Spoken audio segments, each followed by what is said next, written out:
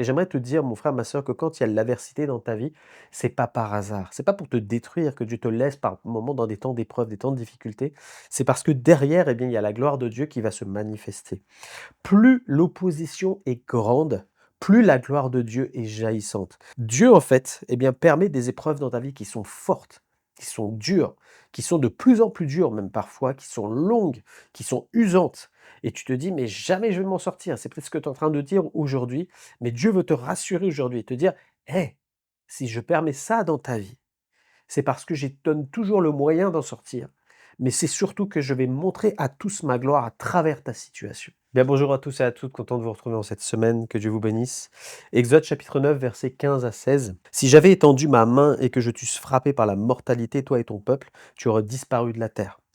Mais je t'ai laissé subsister, afin que tu vois ma puissance et que l'on publie mon nom par toute la terre. Amen. C'est l'Éternel qui parle à Pharaon directement et qui lui dit: «Si j'avais voulu t'exterminer, j'aurais pu le faire parce que j'ai le droit de le faire, parce que je suis Dieu, c'est moi qui suis maître de la mort et de la vie. Mais je vais t'utiliser au contraire pour montrer à tous ma puissance et à toi que ce soit un témoignage, que tu comprennes qui je suis et que ton peuple sache qu'il y a un Dieu qui existe et qui est véritable et pas toutes ces tonnes d'idoles qui servent à rien et qui vous perdent.» C'est ça en fait le message de l'Éternel depuis le départ de toutes les plaies d'Égypte. En fait, on voit que le Seigneur dit en clair, eh bien, je vais utiliser même ta force d'opposition pour montrer ma gloire. Et j'aimerais te dire, mon frère, ma sœur, que quand il y a de l'adversité dans ta vie, c'est pas par hasard. C'est pas pour te détruire que Dieu te laisse par moments dans des temps d'épreuve, des temps de difficulté. C'est parce que derrière, eh bien, il y a la gloire de Dieu qui va se manifester. Plus l'opposition est grande, plus la gloire de Dieu est jaillissante. C'est un peu le principe en fait d'une canalisation qui est bouchée. Si tu as une canalisation qui est bouchée, tu vas mettre une pression d'eau à l'intérieur, c'est comme ça qu'on fait pour déboucher. Tu mets une grosse pression d'eau pour déboucher d'un coup la canalisation et là ça jaillit de tous les côtés en fait. Plus le bouchon est énorme, plus la pression elle augmente à l'intérieur, jusqu'au moment où ça cède. Celui qui a toujours raison, c'est l'eau à l'arrivée. C'est la pression de l'eau qui gagne. Dieu, en fait, eh bien, permet des épreuves dans ta vie qui sont fortes, qui sont dures, qui sont de plus en plus dures même parfois, qui sont longues, qui sont usantes. Et tu te dis, mais jamais je vais m'en sortir. C'est peut-être ce que tu es en train de dire aujourd'hui, mais Dieu veut te rassurer aujourd'hui et te dire, hé, si je permets ça dans ta vie, c'est parce que je te donne toujours le moyen d'en sortir. Mais c'est surtout que je vais montrer à tous ma gloire à travers ta situation. Je vais montrer comment moi je suis un Dieu qui prend soin de mes enfants et que c'est pas l'adversaire, c'est pas l'adversité, c'est pas l'oppression, c'est pas l'épreuve, c'est pas les démons qui ont le dernier mot, c'est moi. Et c'est ce que dit la parole de Dieu. C'est l'Éternel qui a le dernier mot dans notre vie. Donc en fait, dans notre parcours de vie, si je prends tous nos parcours de vie, on a des adversités ponctuelles, c'est-à-dire eh bien toutes les épreuves qui jalonnent notre vie et que là, eh bien, Dieu vient renverser, vient déraciner, vient ôter les montagnes par la puissance du nom de Jésus. Quand tu pries, les montagnes se déplacent, c'est ce que Jésus nous dit. Mais il y a l'adversité continuelle qui, elle, eh bien, est celle qui nous place dans cette marche par la foi jusqu'au moment où Dieu va nous reprendre notre vie et qu'on sera pour l'éternité avec lui. Et parfois, on ne comprend pas ça.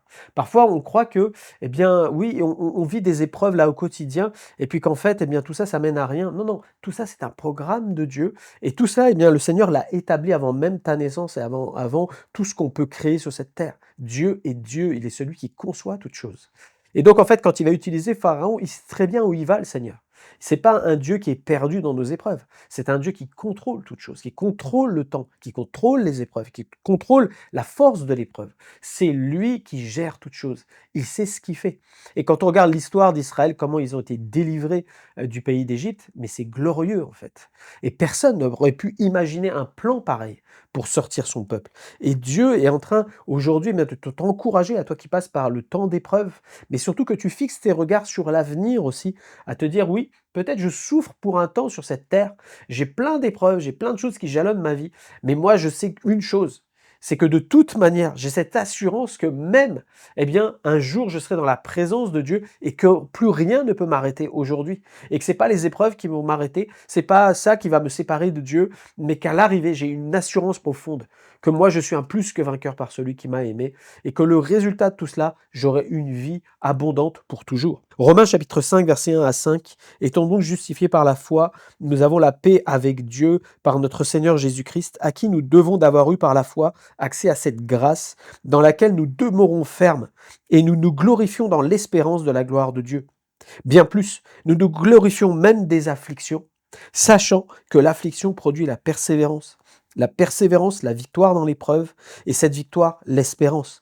Or, l'espérance ne trompe point, parce que l'amour de Dieu est répandu dans nos cœurs par le Saint-Esprit qui nous a été donné. Amen. Dieu est en train de te dire, mon frère, ma sœur, je suis en train de permettre l'épreuve dans ta vie, afin qu'elle produise plusieurs choses à la fois. Dieu vise ton développement, ta maturité, ton renforcement au niveau de ta foi, de ton endurance, de ta persévérance, mais aussi que tu puisses découvrir l'espérance qui est attachée à ton salut, et cette espérance qui est maintenant, mais l'espérance qui est aussi future, et de te dire de toute manière, moi, où je sais où je vais. Comme disait Paul, la mort m'est un gain. Et c'est pas ça qui compte en fait. C'est pas que je sois seulement heureux sur terre, mais que je sois heureux pour l'éternité. Ça, c'est déjà accompli à la croix. Jésus a tout accompli pour ça. Et c'est ce qui fait la joie du croyant. Et j'aimerais te dire que la Bible déclare que le dernier ennemi de nos vies, la dernière épreuve qui va être vaincue, c'est la mort.